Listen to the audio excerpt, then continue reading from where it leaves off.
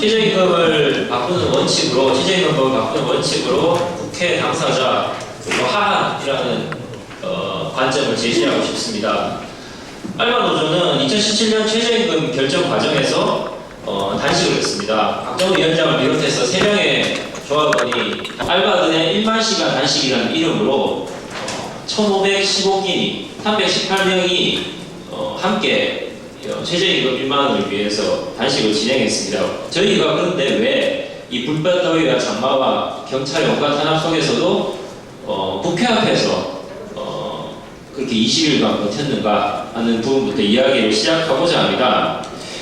알바노조가 2013년에 처음으로 한국 사회에서 최저임금 1만 원을 이야기했습니다. 그래서 그러면 최저임금 1만 원을 위해서는 어떻게 싸워야 될 것인가 생각해보니까 최저임금위원회에서 최저임금 결정하니까 최저임금위원회 가서 싸워야지 그렇게 생각을 하고 최저임금위원회 앞에서 한 달 동안 뭐 노숙도 하고 그다음에 뭐 담도 뛰어넘고 뭐 경총 앞에 가서 뭐 만나자고 이야기도 하고 결국 못 만났습니다. 여기서 만나게 되는데 뭐 이런 활동들을 했습니다만은 쉽지가 않았습니다. 그러니까 최저임금위원회에 압박을 가해도 전혀 최저임금위원회가 저희의 말을 듣거나 뭐 반응이 있거나 이런 인상을 전혀 받지 못했던 거죠. 그래서 지금까지 굴러가는 상황을 보니 안 되겠다 싶어서 올해는 다르게 하자. 최저임금 결정 구조가 변화 없이는 최저임금 1만 원 불가능하다. 저는 그런 생각을 하게 되었습니다. 현재 최저임금위원회 전원회의가 사용자위원 9명, 노동자위원 9명, 공익위원 9명 이렇게 공평한 테이블처럼 구성되어 있는 것으로 보이지만 사실상 정부가 임명한 공익위원이 최저임금을 결정하는 구조로 정착되고 있지 않습니까? 10년 동안 7번의 최저임금이 공익위원 중재안으로 결정이 되었습니다. 올해 같은 경우에도 뭐 사용자 아니라고 하지만 사용자 위원들도 이게 공익위원 아니다라고 말하고 있고 공익위원들도 이를 부정하지는 않고 있는 것 같습니다. 문제는 최저임금을 실질적으로 결정하는 공익위원의 성향인데요. 공익위원이 정부가 임명하기 때문에 정부의 의사에 종속적이고 수치에 의존한 좀 관료적인 성향이 있는 것으로 보고 있습니다. 특히 올해 공익위원 구성을 보면 관료 1명이 있고 교수가 4명이 있고 그리고 연구원이 4명이 있는데요. 이 교수님들이 다 경영대 교수님들입니다.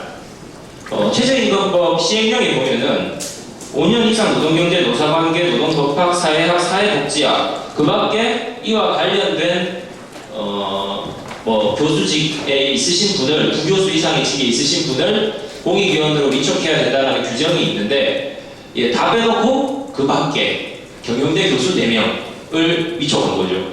저는 이런 것은 상당히 사용자 편향적인 방식의 공익위원 선정으로 보고 있습니다. 이번 총선 때 많은 정당들이 최저임금 공약을 내놨지 않습니까? 더불어민주당 최저임금안이 2020년까지 1만 원, 그리고 정의당은 2019년까지 2만 원인데 이 수치를 달성하려면 더불어민주당 같은 경우에는 매년 13.5%, 정의당 같은 경우에는 17%씩 올려야 됩니다. 그런데 2008년에 보수 정권 집권 이후에 최저임금 평균 인상률은 6.3%에 불과합니다. 공익위원이 사실상 최저임금 결정한다고 한다면 이제 관료적 성격에다가 사용자 편에 가까운 공익위원이 도저히 23.5%, 17% 같은 수치를 선택할 수 없을 것으로 저희는 생각했습니다. 그래서 알바노조는 최저임금 결정되기 전에, 한 달 전에 2017년 최저임금 이대로 가면 6,480원 될 거다.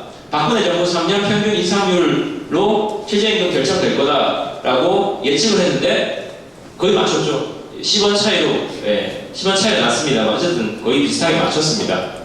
기쁘진 않고 좀 씁쓸합니다. 알바노조가 국회 앞에서 단식을 하게 된 게 바로 이런 배경 때문입니다. 그냥 최저임금위원회가 최저임금 1만 원을 결단할 수 있기는커녕 두 자릿수 이상의 인상도 사실은 쉽지 않다는 겁니다. 그래서 알바노조는 6월 중순에서 7월달까지 할 수 있는 걸 다 했습니다. 단식도 하고 기자회견도 하고 집회도 하고 문화제도 하고 토론회도 하고 간담회도 하고 실천도 1인씩 퍼포먼스 항의 방문 할 수 있는 거는 다 해봤는데 국회의원이 개정안 발의하고 노동계가 호소하고 어떤 상임단체에서 최저임금 올려도 우리 괜찮다 이런 성명을 발표해도 무력하게 최저임금위원회가 파행을 치지 않는 것은 어떻게 할 도리가 없더라고요. 홍영표 환노위원장이 아까 오셨는데 저희 면담 과정에서 국회의원하고 장관 국회의원이 장관이나 공익위원 만나도, 그리고 국회의원이 최저임금위원회 앞에서 뭐 밤새 농성을 해도 최저임금위원회가 우리가 할 수 있는 게 전혀 없더라고 말했어요. 국민의 대표인 국회의원이 최저임금위원회에 영향을 미칠 수가 없는데, 저희 같은 이번 알바 당사자들이 어떻게 이 최저임금위원회에 영향을 미칠 수 있겠습니까? 그래서 결론은 현재 최저임금위원회를 청산하고 최저임금 결정 구조를 바꾸지 않는 한 최저임금 1만원 시대는 요원하다, 불가능하다. 저희는 그렇게 생각하고 있습니다. 그래서 저희는 국회 앞에서 굶었던 겁니다. 그런데 단순히 저희가 최저임금 인상을 위해서만 최저임금 결정 방식을 바꾸자고 이야기하는 것은 아닙니다. 현 최저임금 결정 방식이 파행을 맞을 수밖에 없는 게 최저임금위원회의 대의성 부족이 중요한 원인이라고 봅니다.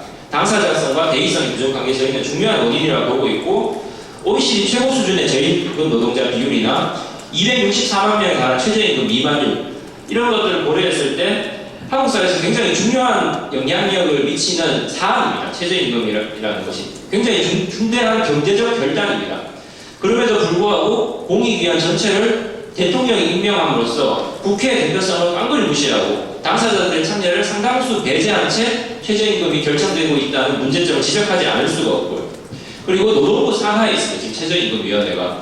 최저임금위원회가 노동부 산하에 있으면서 협소한 시야에서 최저임금이 결정되는 것이 문제라고 봅니다. 뭐 아까 이야기했던 뭐 4가지 변수도 있죠. 물가 상승, 경제 성장, 뭐 소득 분배, 뭐 이런 여러 가지 문제들을 잘 조합해서 수치가 서로가 분배하고 협상하는 수준에서 최저임금이 결정되고 있다고 봅니다. 하지만 최저임금은 자본과 노동 사이의 분배 비율을 바꾸는 문제라고 저는 좀 더 넓게 보고 싶고, 그리고 최저임금 인상을 위해서는 아까도 지적이 나왔습니다만 다양한 한국 사회에서 다양한 모순들을 함께 해결해 나가야 됩니다. 가맹비, 프랜차이즈 가맹비라든지 임차 비용, 그리고 특수관계의 문제, 원하청의 수탈적인 구조, 이런 개혁들과 결합해서 추진해야 되는데, 지금 최저임금위원회는 그런 종합적인 대책을 요구할 수 없는 그런 아주 수치에 대한 협상만에 천착할 수밖에 없는 그런 구조라는 거죠. 무엇보다도 현 최저임금 테이블에는 당사자들이 배제되어 있습니다. 통계상 100만 명 이상으로 추산되는 알바 노동자들의 대표가 2015년 통계입니다. 최저임금위원회에 참여하지 못하고 있습니다. 최저임금이 거의 알바임금이라고 보면 됩니다. 서울시 같은 경우에는 알바임금이 6,718원인데 최저임금의 10% 정도 상회하는 수준이니까 거의 최저임금이라고 보시면 되겠죠. 시간제, 영역, 기간제, 임시직과 같은 비정규직 노동자들이 최저임금위원회 테이블에 들어갈 수 있는 통로가 막혀 있습니다. 올해 같은 경우에는 청년유니온과 홈플러스 노동조합이 참여하고 있지만 좀 더 확장될 필요가 있어 보입니다. 여기 한번 보세요. 여기 다 요즘 말로 하자면 아재들이 나와서 이렇게 토론하고 있지 않습니까? 그렇죠? 예. 실질적으로 저임금 노동자들 중에서 38%가 여성입니다. 남성은 15%에 불과합니다.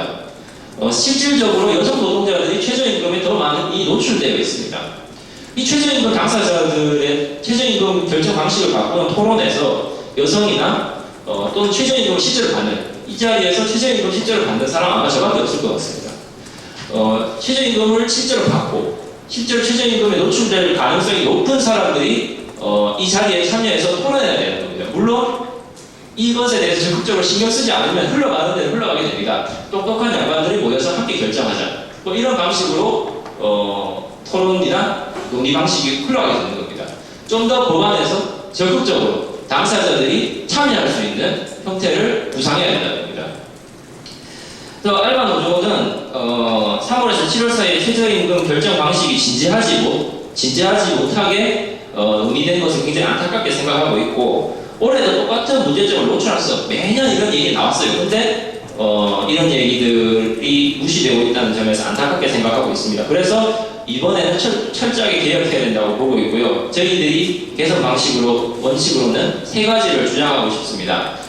3가지는 첫 번째, 대의성 원칙입니다. 최저임금 결정 국면에서 국회의 역할이 필요하다고 보고 있고요. 최저임금이 전국민적 문제라는 점에서 권한 있는 국민의 대표가 개입해야 된다는 점에서 중요합니다.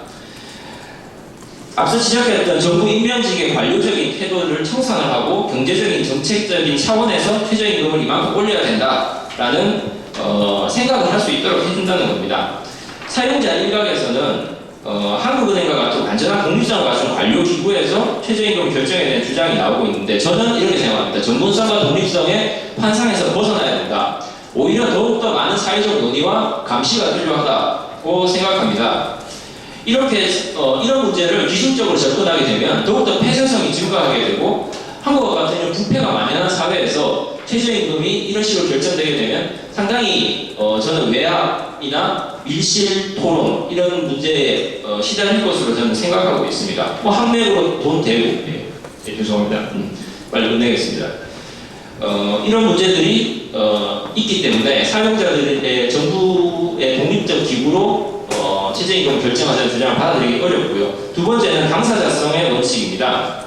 최저임금 당사자들의 참여가 보장되어야 된다고 생각하고요. 특히 청년, 여성, 알바, 장애인 등의 목소리가 더욱더 많이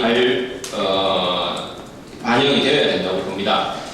그리고 세 번째로는 하한의 원칙입니다. 최저임금 결정 과정에서 소득 분배 문제를 제도적으로 정착시키자는 주장이고요. 노동자 평균 임금에 대해서 일정 비율, 저희는 60%를 주장합니다. 당의 최저임금의 하한으로 정하는 규정이 필요하다고 저희들은 생각합니다. 이렇게 세 가지 원칙을 저희는 주장하고 싶고요. 굉장히 많은 지금 최저임금법 개정안이 나왔지 않습니까? 내년에도 똑같은 실수를 반복하지 않기 위해서는 이런 자리를 많이 만들고 사회적 합의를 만들어 나가야 된다고 생각합니다. 이대로 가면 또 내년 최저임금 또 예언을 한번 해보겠습니다. 6,940원 예상합니다. 네. 이대로 가면 또 똑같은 방식으로 최저임금위원회 파행을 맞을 겁니다. 저희는 최저임금 인상을 위해서 최저임금 결정 방식 바뀌어야 된다는 점을 부정하지 않겠습니다. 아까 소프트 랜딩이 필요하다고 하셨는데 저는 하드 테이크오프가 필요하다고 봅니다. 예. 아직 날지도 못했는데 이륙하라고 착륙하시라고 하면 되겠습니까? 이미 기울어진 운동장을 저희는 바로 세우고 현실에 맞는 최저임금 제도를 모색하자라고 하는 것이 저희들의 주장이고요. 제도 개혁에 알바, 여성 그리고 청년의 참여가 반드시 필요하다는 점을 말씀드리면서 이상 발표를 마치겠습니다. 감사합니다.